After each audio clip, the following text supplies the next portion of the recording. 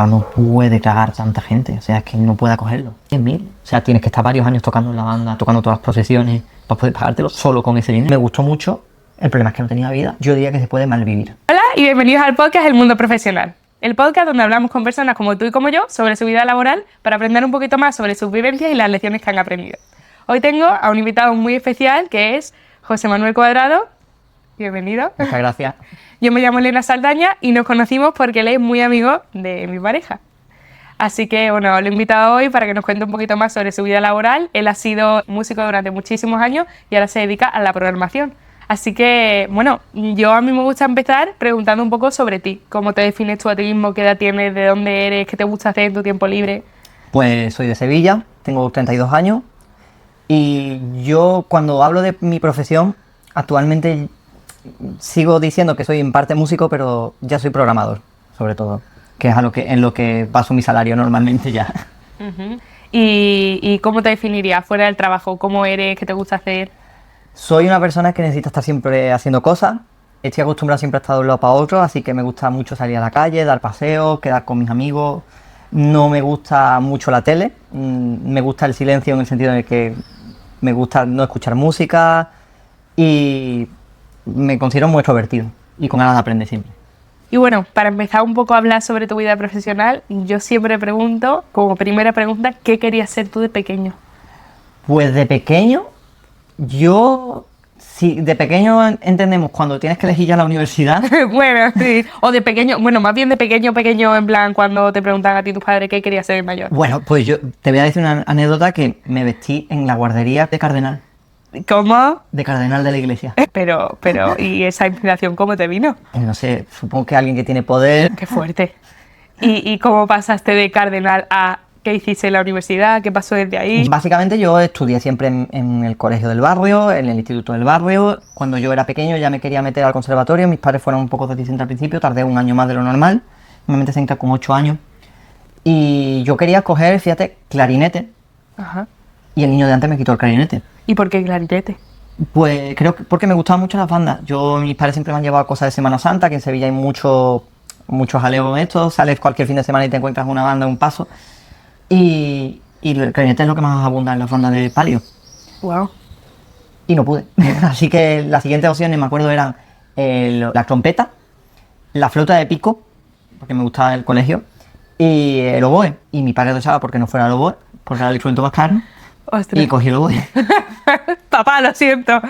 A partir de ahí, bueno, pues estudié en el instituto, a la misma par que estudiaba el conservatorio.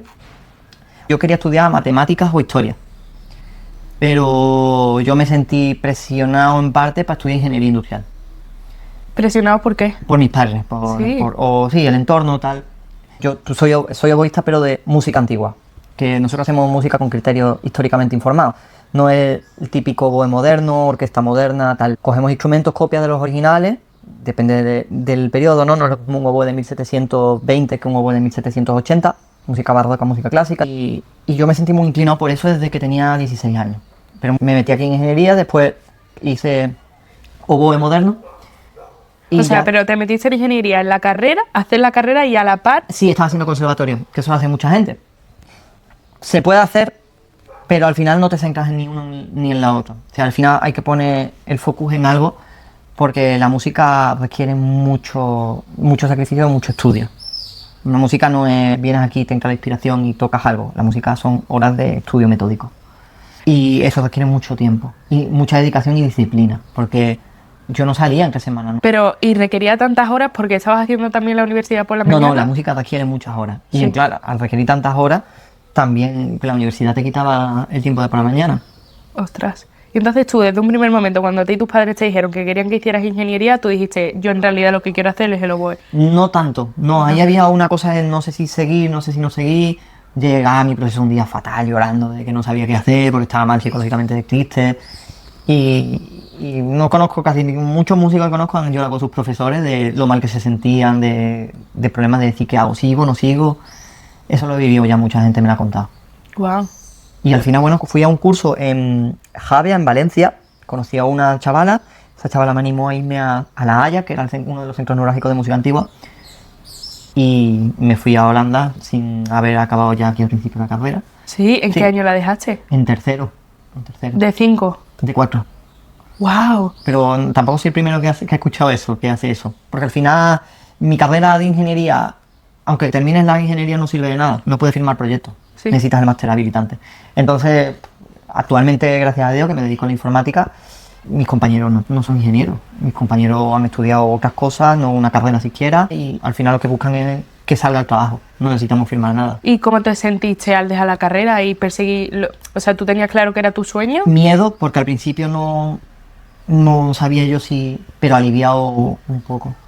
De hecho, mis padres al principio estaban muy dubitativos conmigo, había que poner dinero, te daban mucho dinero, me echaron mucho una mano. Mis abuelos también, parece que también me ayudaban. Sí. Y en diciembre de ese año me presenté a un concurso, se llevaba 3 meses estudiando y gané el concurso aquí en Sevilla, De oboe. de música antigua. Y eso hizo que me impulsara muchísimo, mis padres creyeran en mí como que es un propósito que podía hacer, y hasta ahí seguí ya para adelante. Bueno, y te fuiste a La Haya a estudiar oboe barroco específicamente. Sí, Ujú. estuve 3 años allí, en la universidad, bueno, la carrera de 4, pero yo la hice en 3, ¿Por qué? ¿Cómo? porque digo, yo estos 4 mucho tiempo, yo con 3 voy bien. Y hice los exámenes antes y me metí más asignaturas y conseguí hacer los 4 en 3 años. ¡Qué crack! Yo creo que quien se pone puede, ¿eh? Ajá. Y después decidí irme a Basilea, que era el otro gran centro neurálgico de la música antigua, Ajá. Basilea, Suiza. Y estuve allí, hice 2 másteres, 4 años, con mi profesora, y me pilló el COVID en mi primer máster, lo cual creo que me afectó mucho a la carrera laboral en ese aspecto, porque claro, hay un parón, la gente ya no te conoce tanto, se supone que en esos momentos es cuando más tocas, a lo que sea. Y ya después de eso estudié por mi cuenta haciendo cursos y cosas informáticas. Jolín. Entonces, ¿te fuiste a estudiar oboe barroco específicamente? Oboes históricos. Ajá. Y cuéntame más qué significa eso. Yo toco todos los oboes, desde que se inventó el oboe, aunque toco también chirimías, que es el instrumento renacentista. El oboe es un instrumento de doble lengüeta, tiene 2 lengüetas que vibran, y yo toco todos los oboes desde el 1680 más o menos hasta 1900. Misma época hay diferentes tipos de oboes, y aparte de eso, entramos en otros periodos. El oboe clásico, corno inglés clásico, el oboe clásico de 4 llaves, el de 8 llaves, el oboe romántico, el romántico temprano, el romántico tardío. Algunos los tengo originales, otros los tengo copias, que es lo normal porque si no son muy caros. Y Madre mía, no sabía que existían tantos tipos de oboe. Sí. ¿Y cómo se van inventando todos esos? La música va requiriendo un tipo de innovación. No es lo mismo tocado mayor, que tiene ningún bemol, ningún sostenido. Un sostenido que sube medio tono, un bemol baja. Es como la dificultad esa hace que, añadiéndole más llaves, conseguimos que eso sea más fácil de hacer. O sea, básicamente que mientras más llaves, más fácil es llegar a diferentes tonos. Sí, más fácil es tocar diferentes tonalidades. Ajá. Porque si no, tienes que buscártelas, arreglártelas de otra manera mientras Sí, menos botones tienes. Tienes dobles agujeros en vez de tener llaves, y entonces en vez de hacer así tienes que hacer un poquito para la derecha para que dejas la mitad del agujero abierto para que suene una cosa y la otra no. Ostras. Eso se puede hacer y se estudia y se trabaja, pero claro, es más sencillo si tienes una cosa que haces así que tener que hacer así. Jolín, qué interesante. ¿Y por qué barroco? ¿Por qué te dio a ti por el barroco? Porque me gustaba la música barroca. Ah, Me gustaba mucho. Mucho, mucho. wow. Bueno, barroco, para que nos pongamos un poco, barroco es Bach, Vivaldi, Telemann, Händel, eso es barroco. Y entonces me dio por ahí.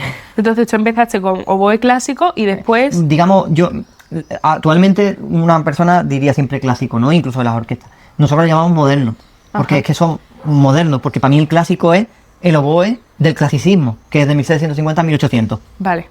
O sea, entonces, vale, para hacer como un review general está el barroco. Sí, están los barrocos, que son un montón de oboes, que como te he dicho, que hay diferentes. Sí. Después tenemos en 1750 los clásicos.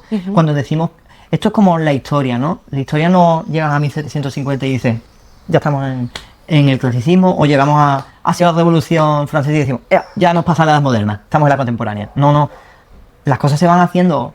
Europa es muy grande, dice, ¿por qué no añadimos una llave más aquí, en un sitio? En otro sitio a lo mejor siguen sin añadirle un montón de llaves hasta dentro de un montón de años. ¿Por qué no hacemos esto? ¿O esto funciona? En otro dice, no, a mí no me gusta, seguimos con el otro. Entonces, la evolución es un proceso lento y hay muchos oboes diferentes conviviendo en el mismo periodo. Qué interesante.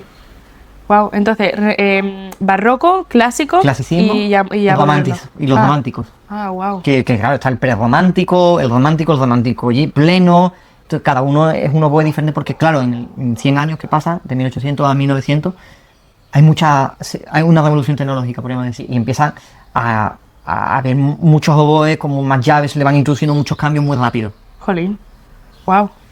¿Y cómo fue el tener, o sea, cómo funciona lo de tener tus propios oboes y todo eso? Pues primero yo tengo que hacerme caña para cada uno, hacer las cañas es lo que hace que, como te he dicho, doble caña, se me mete la boca, vibra, eso lo tengo que hacer yo manualmente. ¿Cómo que todo. Manualmente? Pues yo cojo, lo suyo sería coger el bambú propio, pero yo lo que hago ya es coger el bambú que le han devastado por dentro. Entonces yo le doy la forma que quiero, lo doblo, lo quito, lo ato y después lo raspo y ya me hago mi caña. O sea, tú te tienes que hacer la tuya propia. Sí, porque cada boca es diferente, cada uno quiere un sonido de una manera, cada uno quiere también una resistencia de la caña, una manera. Mis cañas, por ejemplo, son monstruosamente grandes, más de la mayoría de gente, no le sirve a otros compañeros. Qué fuerte. Y supongo que eso te lo enseñan, a hacer la caña. Sí, te enseñan, te dan pauta, pero después tú tienes que también investigar. Al final eso es como todo, también, hacer muchas. ¿Y cómo, o sea, dónde vas tú a comprar una caña? ¿A una tienda de música? Yo lo pido por internet, pero mucha gente lo que hace, no una barbaridad, a mí me parece lo más bonito, comprar el tubo, o incluso yo conozco un compañero que me ha dicho, no, yo he ido al río aquí en Guadalquivir, he cogido las cañas, las he cortado, me las he entregado, me las he secado y después me he puesto a hacer yo las cañas de hueco con las mías. ¿De bambú, entonces? Sí, son parecidas al bambú, sí. Qué fuerte. Y entonces tú te haces tu caña y después te tienes que comprar el instrumento. Primero te compras el instrumento, Bueno. coges cañas, te enseñan alguien te da una caña, alguien te enseña y ya después te las tienes que hacer tú. Porque si no te necesitaría siempre alguien haciéndotela. Wow. Entonces el primer oboe que tú tuviste fue el moderno, el que Sí. se estudia en el conservatorio Sí. básico cuando eres pequeño. Sí, estuve 14 años con ese, bueno, me compré otro más profesional, ¿no? Y estuve 14 años tocando solo moderno. Y ya después pasé a los antiguos. ¿Y cómo va eso de ahora de repente pasar a los antiguos, que te tienes que comprar muchos más diferentes? Pues primero te compras el barroco, que es como lo que siempre más fácil se puede optar. Y cuando te compras el barroco ya te dicen, oye, tú tienes que ir encargando ya el siguiente, porque estos son luthieres, esto es como antiguamente, ¿no? Tú querías un Seat Panda, tú tenías que llamar a la fábrica, que era un Seat Panda, bueno, no sé si el Panda, un escarabajo, quizás, y te dicen, vale, pues lo tiene usted en 2 años. ¿En 2 años? Pero tienes que pagar, tienes que dar una entrada, tal. Claro, porque tienes que construirlo para ti. Con el sistema actual de capitalismo, cómo funciona y tal, ahora mismo se hace, tú vas y compras ese coche. Pero esto funciona como un luthier. El luthier te hace el instrumento a ti. Tú estás en una lista, das una entrada, una señal, y ya la lista va moviéndose hasta que te toca a ti y te hace tu instrumento. Un luthier es básicamente un fabricante, Sí. un artesano de un instrumentos. instrumento. Ajá, jolín. Y entonces, cuando tú dices que te compras tu primer oboe barroco, eso era como un estándar que habría dentro de lo que se considera un oboe barroco, pero luego hay muchas diferentes. Son copias de oboes, por ejemplo, el mío es una copia de Stanesby. Normalmente los luthieres de este tipo de instrumentos que son históricos van a museos, hacen mediciones de esos instrumentos y hacen copias. Los mejoran porque actualmente los instrumentos no han cambiado, aparte que nuestro oído no está hecho para escuchar ese tipo de instrumentos, estamos adoptando un tipo de música más moderna, un tipo de afinación muy diferente. Y entonces, ¿qué luthier te gusta más? ¿Quién es el que trabaja? ¿Cómo lo hace? No sé qué. Tú eliges el luthier, lo llamas, tal, y normalmente vas personalmente a recoger el instrumento. Conoces al luthier, pruébalo, tal, qué pasa, tal. Pues tráemelo dentro de un año si pasa algo. Es más de tú a tú. Concho. ¿Y cuánto puede costar un oboe? Pues han ido subiendo de precio porque con la inflación, pero Como lo todo. normal, yo diría alrededor de 2.000. ¡Ostras! 2.000 un oboe barroco normal y un oboe de cacha, por ejemplo, que es así, es más. Un oboe puede ser así, ¿vale? Y es menos madera, más así. Esto es una cosa así, va variada con cuero, tiene una campana de metal, es más unos 3.500, por ejemplo. Así. Y los oboes modernos, vamos, yo cuando me lo compré costaban 6.000. El otro día estaba enseñando en el conservatorio de aquí de Sevilla también, de profesor durante un tiempo, y me estaban diciendo mis compañeros que de 10.000 no bajaban. Uno Los modernos. moderno, pero profesional. Sí, pero un profesional que lo necesitas cuando llevas ya en grado medio necesitas, bueno, grado medio ahora se llama grado profesional, necesitas ya uno. Joder. Y 10.000 es una pasada, ¿quién puede pagar? Tienes un chaval tú no pagas 10.000. O sea, tienes que estar varios años tocando en la banda, tocando todas las procesiones, para poder pagártelo solo con ese dinero. Jolín. Wow. Sí, los precios se han desbocado. ¿Y cómo es la carrera musical? O sea, es ¿cuántas fases tiene? Sigue siendo lo mismo aquí en España.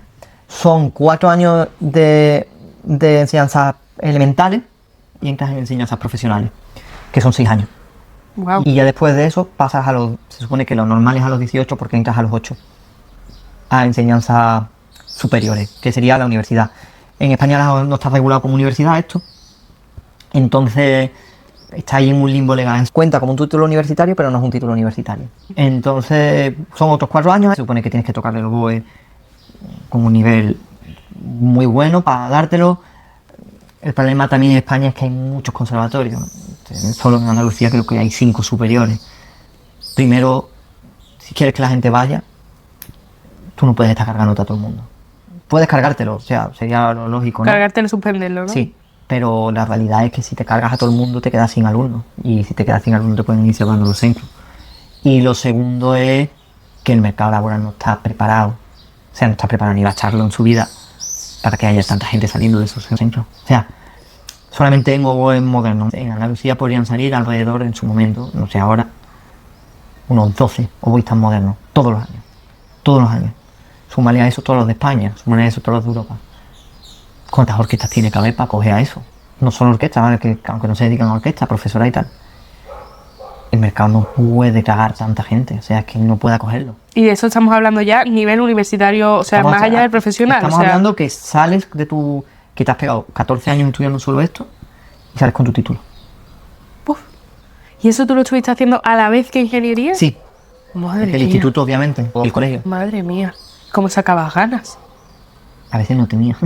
No, pero yo qué sé, al final te gusta, conoces gente.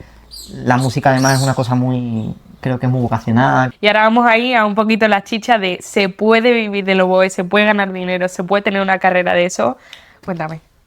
Yo diría que vivir de la música depende.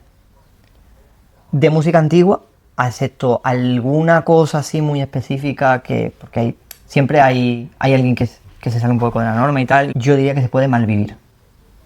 O sea, puedes estar todo el día viajando, puedes estar tocando todo el día como un desquiciado, por ahí y tal, y eso es que te vaya muy, muy, muy bien, ¿eh? Ojo, estar tocando continuamente es que te vaya muy bien. Y no vas a tener un sueldo de 5.000 euros al mes y cosas así, a pesar de estar todo el día fuera de tu casa, trabajando como un perro. Y sobre todo el hecho de estar todo el día fuera, si quieres hacer eso. Porque en tu ciudad no te vas a poder quedar generalmente, porque tienes que estar dando conciertos en otro sitio. Y si es de moderno, pues de moderno es o haces pruebas de orquesta o profesora. Profesora ahora mismo está todo bastante petado, excepto a lo mejor quien tiene más posibilidades serían los pianistas. Personalmente yo animaría a estudiar música por interés, como algo secundario, aunque quieras especializarte muchísimo, pero tener un sueldo fijo y base de otra cosa. Wow. Ese sería mi punto. Muchos amigos míos se me echarían al cuello por decir, pero yo lo pienso así. ¿Y cuál fue tu historia dentro del mundo profesional de la música? ¿Cómo empezó? ¿Cuál fue el primer encargo que tuviste? ¿De que te pagaron? Yo diría que de música de capilla, ¿no? Soy de Sevilla, lo típico tocar en paso, pero claro, tocar en paso, puedes tocar en paso en una banda o puedes tocar delante del paso, que es música de capilla, o vuelto en Tifago. Pagaban relativamente bien y... Relativamente bien. Bueno, pues en aquella época, imagínate hace 15 años, 20, que te paguen 150, 200 euros por una hora tocando. Oye, pues ni tan mal. Hombre, la verdad. Y después de eso, pues ya en Suiza, cuando está tocando más, pues he tocado con grandes orquestas muy buenas que es cierto que pagaban muy bien, pero claro, esto a veces son gotas en el agua, ¿no? Es verdad que pueden en 2 días ganarte más de 1.000 euros, porque te dan para esto, y además que tocaras 4 cosas, ¿no? Que fuera una cosa increíblemente difícil, y después está pringando en otros sitios, en otras orquestas, en otros lugares, porque pagan menos y así es la vida un poco, ¿no? Y cuando ya empiezas a dedicarte a ello profesionalmente, ¿cómo te suelen salir trabajos? O sea, contacto. Contactos. Todo es por contacto. Los contactos que hayas hecho mientras estudiabas con tus compañeros, cuando tocas con otra gente en otras orquestas porque les ha gustado, la forma de ser que tienen, que es más, se sienten más a gusto tocando contigo que con las personas, ese tipo de cosas. Las lenguas también que puedas hablar, no es lo mismo hablar solo español que otros idiomas. ¿Y por qué, en qué influye eso? Porque no es lo mismo que a lo mejor tu compañero no sepa ni papa de tu idioma o que su inglés sea una mierda, que puede comunicarte, hacer broma, irte con él a almorzar, vamos a tomarnos algo. Eso une mucho y hace que sigas queriendo tocar con esa persona. Ajá. ¿Tú qué idiomas hablas? Yo hablo, diría que fluido, español, aunque soy sevillano, el inglés, italiano, y después hablo, me entiendo algunas cosas, otras no, pero yo creo que más o menos alemán. Wow. ¿Y entonces crees que eso te ha abierto muchas puertas dentro del mundo de la música? Sin inglés no llegas a ninguna parte. Y creo que sin alemán estás también bastante coartado. Bastante. Jolín. Y cuando, o sea, terminas la profesional, ¿y cuál fue como los primeros trabajos que empezaste a tener de cara a que te pagasen bien? O sea, como... Al final, al principio en Suiza no era algo increíble, perdón, en Holanda no era algo increíble, allí pagan bastante mal, excepto un par de orquestas, no pagan muy bien para allí. Y en Suiza ya sí que los trabajos que te salían estaban bien pagados, tanto a nivel de orquesta como incluso servicios religiosos en una orquesta, en una iglesia, porque allí las iglesias están subvencionadas por el Estado y tienen mucho dinero e invierten mucho dinero en música. Wow. ¿Crees que ahí entonces se valora más la música?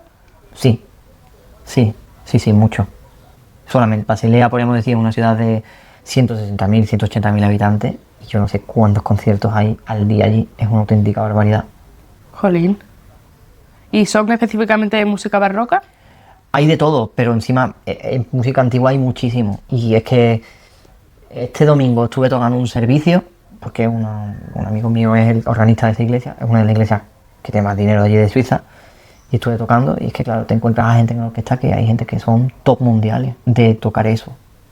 Y están ahí tocando en un servicio religioso en una iglesia de Zúrich.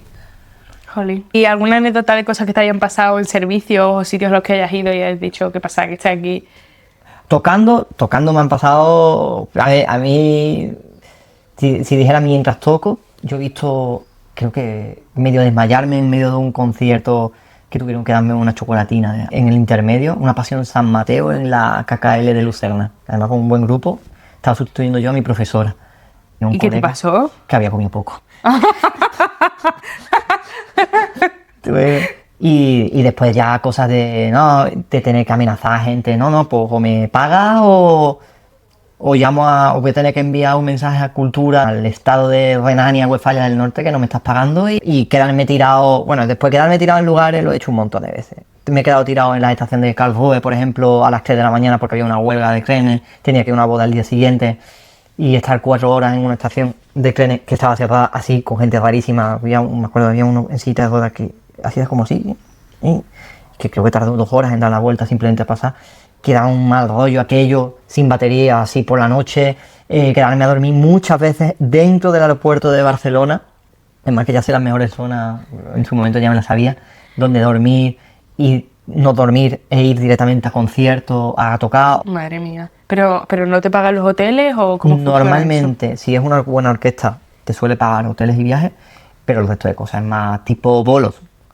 O sea, te pagan un dinero y luego tú te pagas el gestionas. transporte. Y además en Suiza el alojamiento es súper caro. Claro, ahora mismo voy porque tengo mis amigos. Bueno, entonces, ¿qué pasó? O sea, tú empezaste a tocar profesionalmente en diferentes orquestas o sea, diferentes bolos. También. ¿Y ahí? Pues estuve así un tiempo y llegó un momento que yo no me veía así toda mi vida. O tienes un trabajo fijo muy estable o no puedes tener una familia. Yo siempre he querido establecer mi base en Sevilla. A mí Sevilla me encanta, yo soy un amante de la ciudad. Y yo estaba relativamente triste por eso, aunque tenía mis amigos, me sentía feliz por estar con ellos allí en Suiza, pero necesitaba volver. Ya conocí a mi pareja y yo decía, mira, yo que aquí, ¿qué hago aquí tanto? Y yo había empezado a estudiar ya informática por mi cuenta y programación. ¿Cómo fue eso? ¿Cómo te dio por cambiar tan radicalmente? Pues yo había estudiado ingeniería industrial y siempre estas cosas me han atraído, siempre he mirado cosillas y tal. Y ella me dijo, mira, pues ya entiende más de esto que yo al principio y era como, yo empezaría por aquí y me puse bastante en serio, ¿sabes? Tipo, pues no, tengo que invertir 4 o 5 horas en estudiar esto todos los días. Programación. Programación. Boom, y al año empecé a hacer cosas, a trabajar autónomo, y ya después llegué a Sevilla, y en Sevilla ya ella me ayudó también a encontrar un trabajo. Empecé con uno, súper contento conmigo, pero no era programación pura y dura, que es lo que yo quería, y al mes me llamaron de otra empresa que sí había echado y me metí, en la que actualmente estoy, y muy contento. O sea, digo, estoy empezando en Sevilla, tampoco puedo exigir mucho ahora mismo, pero que un tiempo sí, pero con muchas ganas de ir mejorando, de aprender, seguir estudiando, y sigo tocando mis conciertos. Vamos, yo creo que en estos 4 últimos meses o 5 habré tenido 2 fines de semana libres. Todo lo demás siempre he tenido conciertos todos los fines de semana, o cuando he tenido fiestas. Por ejemplo, en mi empresa nos han dado la Feria de Sevilla, me fui 10 días a República Checa, grabé un CD con un grupo bastante bueno que me gusta mucho. Ujú. O sea que puedo compaginarlo todavía. ¿Y te gusta poder compaginarlo? Sí, de hecho, lo que me daría pena sería no compaginarlo. Eso sé que es duro a veces, pero mi novia, gracias a Dios, se viene conmigo a esas cosas, le gusta viajar, entonces se me hace menos pesado, porque antes era muy duro que ves a algún compañero, porque allí al final hay mucha gente y, oh, estás aquí, venga, quedamos, pero fuera de casa, solo, durmiendo también en casa de amigos, pidiendo favores. Entonces, bueno, eso yo quería dejarlo acá, y lo pensé con mucho tiempo de antelación, y gracias a Dios, cuando ya se estaba dando el caso de que estaba diciendo esto tiene que acabarse ya, la vida me estaba diciendo, no te preocupes, que ya te están saliendo cosas. Qué bien. ¿Y fuiste también profesor de conservatorio? Es que fue muy curioso, llegué aquí a Sevilla, empecé a trabajar con mi empresa, pero es que justo hice la entrevista, y esa misma mañana, además, después de salir de la entrevista, fui a desayunar con mi abuela. Me llamaron, oye, necesitamos el profesor, has echado esto, por favor dime si puedes. Digo, hostia, mándame el horario, a ver cómo es. Pedí una reducción de jornada en mi primer empleo aquí, que mi novia decía, estás pidiendo demasiado, y me dieron la reducción para poder compaginar ambos, y perfecto. O sea, encajé, estuve 1 mes y medio de profesor aquí en el Conservatorio de Sevilla, en el Matadero, y me gustó mucho. El problema es que no tenía vida. Yo tenía por las mañanas que trabajar de programador, por la tarde tenía el conservatorio, y los datos libres que tenía, estaba estudiando voz, porque los fines de semana tenía conciertos con mi grupo de solistas. Entonces fue un periodo de locos, pero de locos, de muy mal humor yo, porque no tenía mi tiempo, psicológicamente regular. Mi casa, estábamos terminándola, había que poner cosas, montar muebles, pero yo estaba que me quería tirar los pelos. Por una parte adoro ese periodo, doy gracias a Dios de haberlo vivido, pero no que voy a repetirlo ni en pintura. Jolín. ¿Y no serías profesor de música? Depende, hablamos de conservatorio, de profesor de música de instituto. En general. ¿Por qué no, a lo mejor no te has dedicado a la docencia dentro del mundo de la música? Si me dedicara a la docencia, creo que sería como boista barroco histórico, pero no como boe moderno, que es muy bonito ver a los niños tal, pero creo que no sería lo mío. ¿Por qué? De antiguo sí. Creo que los valores estéticos que se transmiten a la hora de tocar el moderno no son los que yo comparto. ¿A qué te refieres con valores estéticos? Pues cómo se hacen las cosas musicalmente, cómo se piensa la música. Yo la pienso de otra manera gracias al bagaje que tengo. Los modernos tocan muy diferente a los históricos, y las instituciones pues hay que enseñar de una manera, primero porque hay un programa que seguir, y segundo porque se está preparando a los chavales para unas posibles pruebas a algo, que es orquestas modernas o profesorado o lo que sea. Entonces yo creo que no me vería en ese círculo, ¿no? Yo no sirvo para esto, les doy más información de la que necesitan, creo, a veces. Sí. ¿Y algún ejemplo de alguna situación que se te haya presentado así que hayas dicho tú, esto no es para mí? Pues mira, hubo un momento que había una chiquilla que no estaba contenta tocando el oboe, ni quería continuar, y decía que la obligaban los padres o lo que sea. Y yo intentaba buscar la manera, le sonsaqué lo que le gustaba de Disney, le llevaba música de Disney, aparte de los estudios. Venga, al final, pues yo te callo. La primera vez viene, la segunda ya, ¿no? Y yo ya no sabía qué hacer. Digo, es que no quiere. Le estoy intentando poner cosas para intentar animarla, hablo con ella, digo, no sé si necesitaba ayuda psicológica de ese aspecto, ¿no? Porque al ser profesor de oboe o del instrumento son clases de 1 a 1. No es clase multitudinaria, eres tú con la otra persona durante media hora, 1 hora u hora y media. Es mucho tiempo con esa persona, y yo digo, a ver qué puedo intentar sacar de aquí. Y llegó un momento que no sabía ya, no podía hacer nada, y no daba con la tecla ni sabía lo que quería. Y bueno, yo creo que esa chiquilla, por ejemplo, no quería seguir estudiando. Entonces era como, me sentía frustrado de, es que lo intento, tampoco quiero tirar la toalla. Viví otro momento súper bonito. Yo era el profesor de clase de literatura de instrumento principal, significaba que yo enseñaba la literatura del instrumento. Llevaba partituras históricas, tratados que tengo por aquí, mis oboes históricos, todo para que los viera, los dejaba tocar a los niños. Yo ahí me sentía súper guay. Y me decía, me acuerdo me dijo la directora, estás dando la asignatura que a nadie le gusta dar porque tiene que estudiar los repertorios. Y a ti, dijo, a mí esto es lo que me gusta, yo es lo que quiero hacer. Qué guay. Qué bonito. Pero sin embargo, ¿te parece muy diferente la manera en la que se da de la que lo dabas tú? Sí. ¿O de la que lo darías tú? Sí, totalmente. ¿En qué cambiarías tú? A ver, a mí creo que la enseñanza es muy rígida, que los planes son muy rígidos, que los niños tienen muchísimas horas, que tienen horas de cosas que a mí no me parecen tan útiles. Después, a mí la música moderna no me gusta cómo se toca, cómo se hace, pero es que es el estilo que impera hoy en día. Entonces, si estás en una institución tendrás que adaptarte al estilo que impera, no voy a poner la que a mí me dé la gana. Por eso digo que no valdría para niños de, por ejemplo, superior, ¿no? Primero que ahora mismo no tengo ni la técnica, ni los dedos, ni nada para enseñar. Podría enseñar muchas cosas a nivel estético, de cómo tocarlo, esto así, pero no podría darles técnica a los chavales, no me vería capacitado. Muy interesante. Y has mencionado también que tienes un grupo. Sí. Cuéntame. Flor Galante. Pues nada, lo fundé hace unos años ya, con una clavecinista, una violinista, violista y un violagambista de gamba. Pero la gamba es como un cello, pero tiene más cuerdas. Y el cello se toca así, esto se toca así, suena un poquito menos.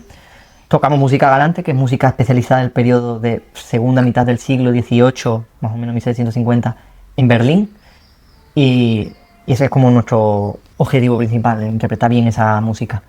Y llevamos trabajando unos años, verdad que tampoco nos movemos una auténtica barbaridad, pero es que todos tocamos en muchos lugares. Yo además ahora con mi trabajo fijo de programador, pues tampoco estoy yo echando muchos papeles, hablando con directores de festivales y tal. Pero bueno, hemos tocado este año en la Fundación Juan March, que es famosa, está bien. Y aquí en Sevilla, y a ver con lo que vaya saliendo. ¿Y cómo surgió el grupo? Pues nos juntamos de La Haya gente, y ya en Basilea nos conocimos a otras personas, a la cambista, que todos tocan muy bien, son unos cracks, y decidimos que bueno, que la manera de hacer música entre los cuatro nos cuadraba bien, nos gustaba tocar juntos y grabamos, nos presentamos a un concurso después de una crisis en el grupo, incluso estábamos en la crisis en el grupo en ese momento y ganamos el concurso internacional de Berlín. ¡Ostras! Y fue como porque pensábamos que el grupo se iba a disolver, vamos, y a partir de eso, bueno, pues sí, continuamos tocando. ¿Y os contratan a vosotros como grupo para ese tipo de música específicamente? Sí, porque nosotros presentamos el programa, que puede cambiar, tal, pero es que nosotros somos especialistas en ese tipo de música que casi nadie toca eso, porque es muy especializado, tiene muchos ornamentos que son diferentes notas que están escritas muy pequeñitos. Entonces, bueno. ¡Wow! ¡Qué interesante! ¿Algo más que quieres contar de tu vida laboral, de esta como etapa y ahora como programador? Que yo ahora soy más feliz.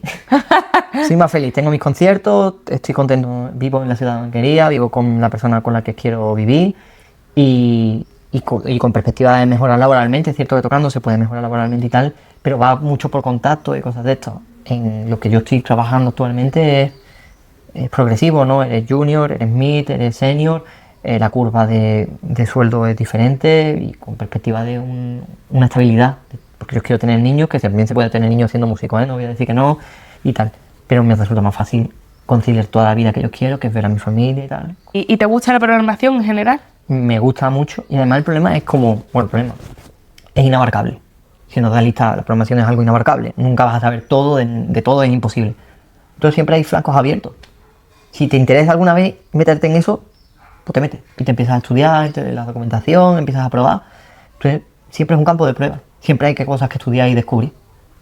Te he dicho, a mí me gusta mucho eso, mis hobbies son, siempre leo, por ejemplo, la historia me gusta mucho, entonces siempre vas aprendiendo cosas nuevas que están pasando en la historia. Pues informática lo mismo, siempre hay cosas nuevas que aprender, porque nunca hay todo.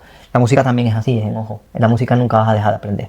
¿Y te costó ese cambio de algo tan creativo a algo mucho más técnico? No, creo que no. Siempre se me dieron bien las matemáticas, me gustaba el pensamiento de esa manera, creo, y siempre diré lo mismo.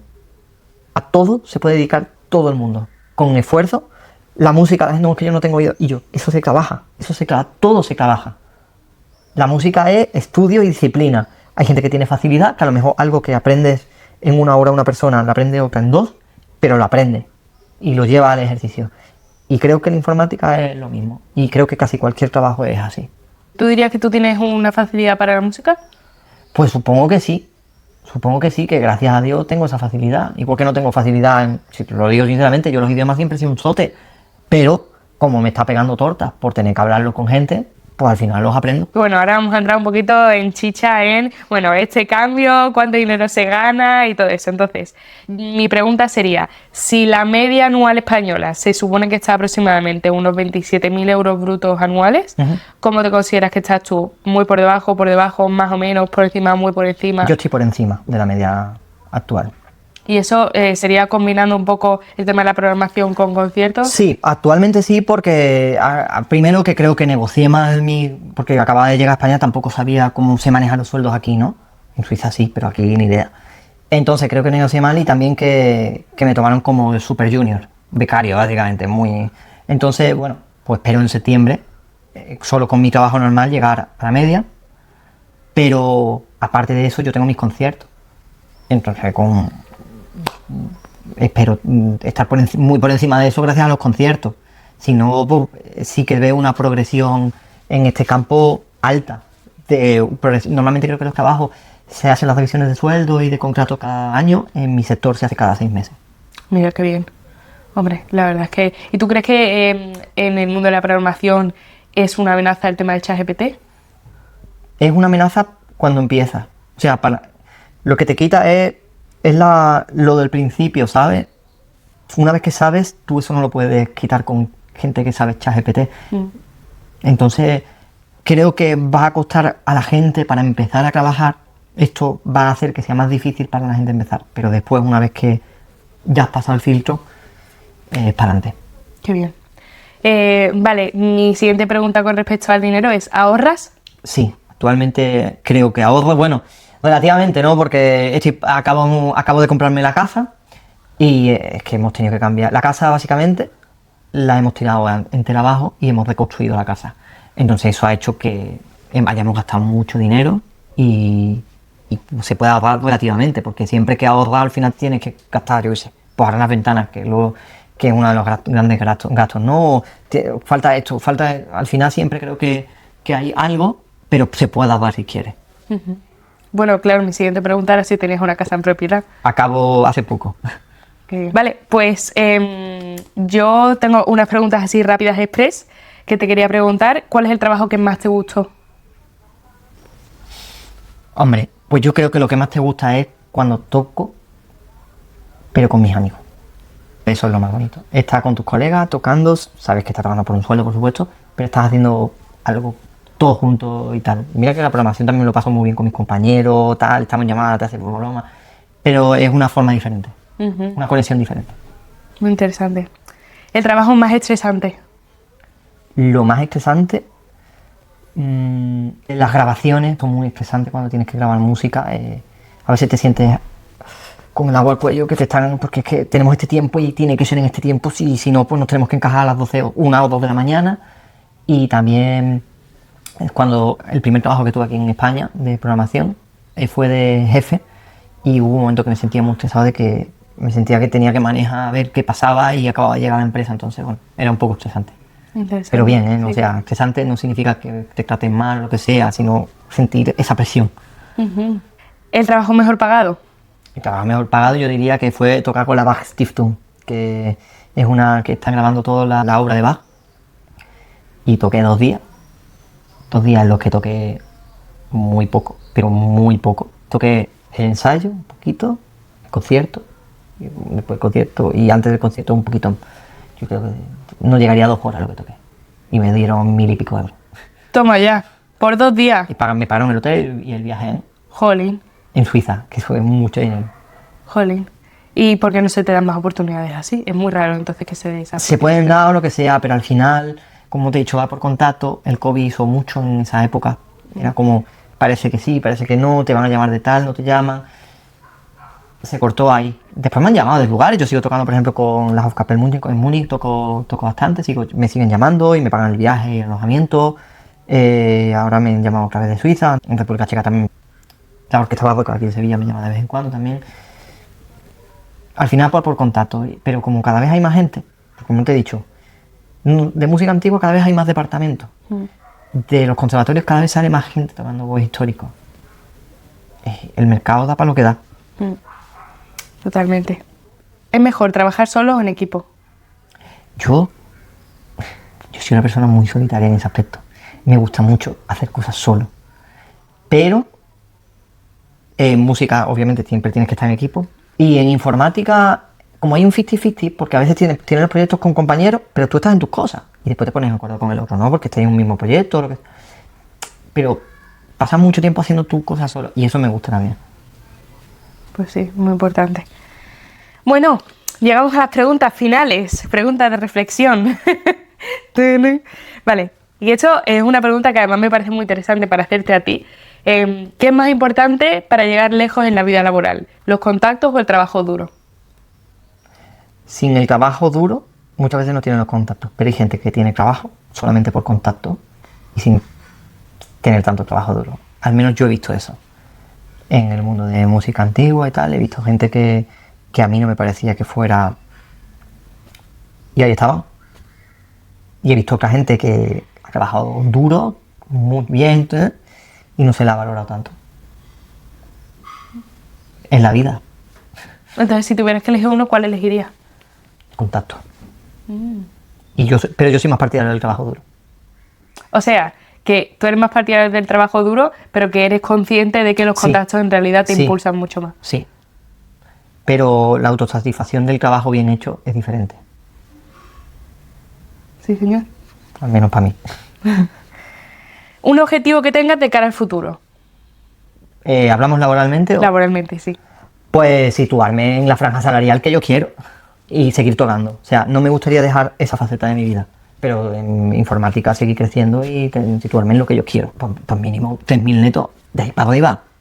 Solamente en el informático, después mis conciertos, lo que yo sea. Ese objetivo laboral. Lo otro era el teletrabajo, que ya lo tengo. Y lo otro, crear la familia. A ver, para mí es algo básico. Yo sí quiero ser padre. Qué bonito. Pues sí, yo espero que lo consigas. Eso espero. Si no, a cura. No. Momento profesional de más orgullo. Pues orgullo, yo creo que ha tenido que ser referente a tocar. Y no sé si es cuando te contactan para tocar algo o cuando he ganado algún concurso de decir, ¿qué? ¿Cómo ha pasado esto? ¿Sabes? ¿Cómo he podido ganar esto? Pero decir, sobre todo creo que, pero esto no lo vean mis padres, la valoración de mi familia sobre mí. A mí me importa lo que dice mi familia de mí.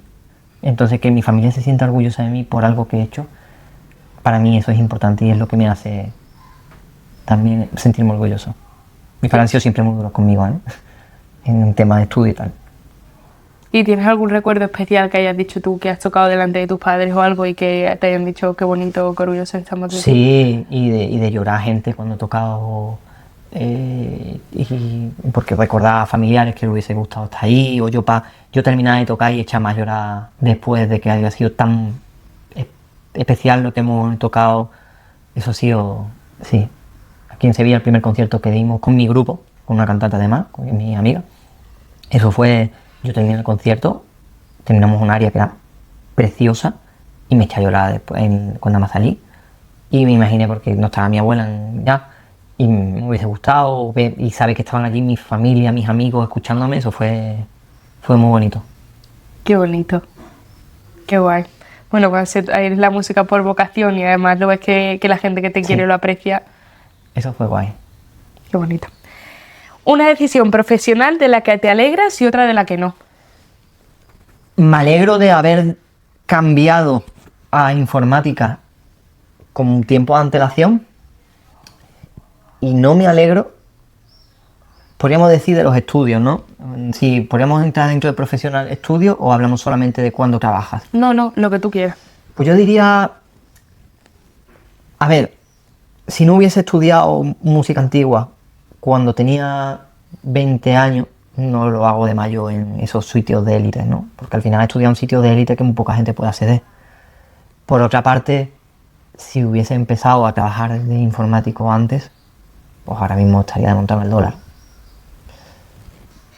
Quizá haber sabido con anterioridad ponerme a hacer lo otro aparte o algo así, no haberme metido en industriales y haberme metido o en informática o en oboe del Barroco del Tirón y haber tenido más tiempo. Creo que haberme metido con oboe histórico con 18 años hubiese sido una buena decisión. Pero bueno, mis padres y las circunstancias no se dieron. Algo a lo que no te gustaría nada dedicarte. Pero con referente a lo que yo hago... No, de todas las profesiones del mundo, algo a lo que tú dirías, Dios mío, me parece la muerte de pellizco. A ver, como no sea curado de queso, porque no como queso y me da asco y vomito como no me huele. Muy interesante, bueno, sí. Pero si tuviera que decir algo que no me gustaría nada, creo que al final uno se adapta, al principio no te puede gustar, pero yo creo que te adaptas a todo. A todo, el ser humano se puede adaptar a lo que sea. No me veo no haciendo algo. Me veo siempre haciendo, si hasta descargo camiones, por sacarme de pasta. Con eso me compré la Nintendo Switch. Hace años en Suiza. Entonces, Vale. no sé. ¿Cuál sería tu trabajo soñado? O sea, sin importar el dinero, sin importar los títulos, si pudieras hacer realmente lo que quisieras en el mundo para trabajar, ¿a qué te dedicarías? Estudiar. Estudiar yo. Me gustaría estudiar, seguir estudiando informática me gustaría, historia, filosofía y música sin necesidad de pensar en el dinero. Solamente estudiar. Jolín, wow. No todo el mundo creo que diría eso, ¿eh? Sí. Yo no creo que pudiera estar estudiando toda mi vida. Vamos, desde luego. Yo es que estoy mentalizado de que voy a estar toda mi vida estudiando. Jolín. ¿Y qué crees que vas a seguir estudiando? Bueno, programación, por ejemplo. Programación voy a estar toda mi vida, ¿no? Y música siempre voy a estar estudiando algo. Pero me quería meter dentro de un año a estudiar órganos, que yo había sido organista también en una iglesia aquí en Sevilla, pero me gustaría estudiar más, me gustaría estudiar filosofía, me gusta mucho la teología, también me gustaría estudiarla. No sé, hay muchas cosas abiertas. Después pienso y digo, es que no tengo tiempo. No tengo tiempo para todas las cosas que quiero hacer en mi vida. Me gustaría hacer cosas de pintura también, aquí en mi casa, tal. Pero es que cuando te pones a pensar, dices, y cuando tengas un niño, que dices que este es un niño, es que no hay tiempo. Sí. Es que la vida es la que tenemos, es finita y no hay que priorizar y elegir. Vale, últimas dos preguntas. Una lección que hayas aprendido tú en tu vida laboral que te gustaría compartir con otras personas. Cuando haces lo que te gusta, no duelen muchas cosas. No te duelen muchas cosas, ya sea dormir en aeropuerto o lo que sea. Pero que no te duela no significa que esté bien. Entonces creo que hay que aprender a decir, a veces hay que hacer cosas porque si no las haces, sabes que estás perdiendo trenes, ¿no? Pero a veces es decir, hasta aquí, yo llego hasta aquí, ¿no? Y también yo creo que siempre he sido muy leal. Yo muy pocas veces he dicho que no a otra cosa porque me han llamado de otro sitio y me he ido a que le den. Pues creo que a veces hay que decir, pues no, porque mucha gente no lo haría contigo. Entonces hay que valorar, porque muchas veces no te valoras tú a ti mismo y valoras más con lo que, ya sea el trabajo que estés, la empresa que estés o el grupo que estés, y ellos no te van a hacer lo mismo. Entonces, si ellos ya hicieran lo mismo, vale, pero valora muy bien eso. O sea, siempre ponerte tú primero y ser leal contigo mismo, pero entender que las otras personas no tienen por qué comportarse de esa misma manera. Sí, y eso me ha costado a mí entenderlo, pero no todo el mundo tenemos el mismo pensamiento.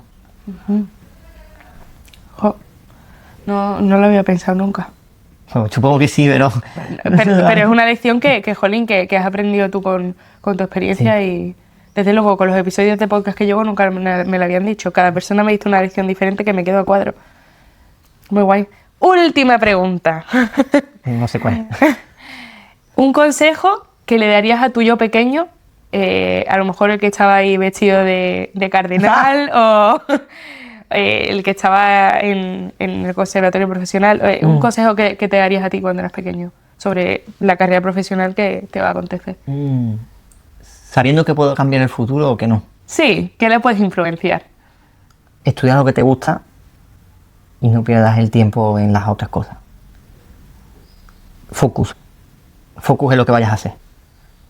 No está con ingeniería y a ver, música, a la B, tal, pero esto sí. ¿Cómo crees tú que le hubieras dicho para poder afrontar esa parte que es muy difícil de decirle a tus padres, oye, no, que en realidad yo tengo mi camino muy claro? Al final eres un chaval y tienes hijos, pues si te tienes que poner a limpiar váteres en Holanda, ¿quieres estudiar eso? Pues limpia váteres. O a lo mejor te vas a Suiza, que te hubiesen dado una beca y no hubieses tenido que pagar nada. Yo lo hubiese dicho lo de Suiza probablemente. Jalín, pues muchísimas gracias por venir. A ti. De verdad ha sido un placer aprender sobre todo esto. Vamos, yo desde luego no tenía ni idea de que había pues tantos tipos de voces, de que la vida de músico podía ser tan complicada y bueno, este cambio tan grande de carrera que has hecho. Así que muchísimas gracias. A ti. Y bueno, termino diciendo que si tenéis alguna pregunta, alguna curiosidad, que nos lo dejéis en los comentarios, que además también la semana que viene pues tendremos un episodio así especial en el que nos va a enseñar sus oboes, que me hace muchísima ilusión porque la verdad es que yo no estoy muy segura de haber visto nunca diferentes tipos de oboes. ¿Ah, no? No, o sea, no sé si te habrá pasado muy a menudo, pero yo creo que la gente normal...